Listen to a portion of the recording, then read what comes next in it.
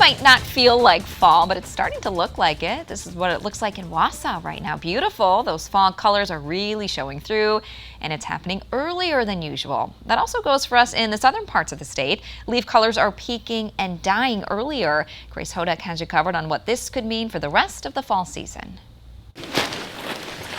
Just by looking outside, you probably wouldn't have guessed we're nearly 20 degrees above average. That's because the leaves are changing colors and many are already falling. The trees are basically getting signaled that this is the time of year to stop photosynthesis, get rid of the leaves, and get ready because winter is coming. So they're basically shut down at this point. Brad Hutnik is a forest ecologist with the DNR. He says peak leaf season is different depending where you are. If you're in northern Wisconsin, that peak may be earlier in October.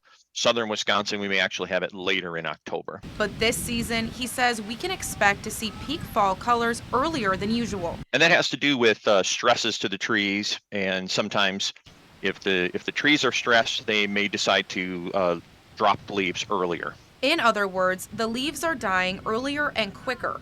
This can impact the rest of fall, too. If we're already starting to see this production happening now, and there's no cool weather for a long period of time, and there's no rain that's really going to sustain those colors, unfortunately, it looks like our fall foliage season is just going to be shortened. While some, like this Texas native, say these conditions are comforting, feels like home.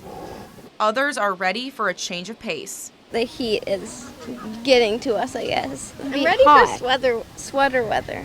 At the end of the day, Hutnik says peak leaf season is really all in the eye of the beholder. In Baraboo, Grace Hutnik, 27 News. If you want to go on a fall color tour yourself, Travel Wisconsin tracks the conditions across the state. It shows you where colors are peaking. We've got a link to the site on WKOW.com.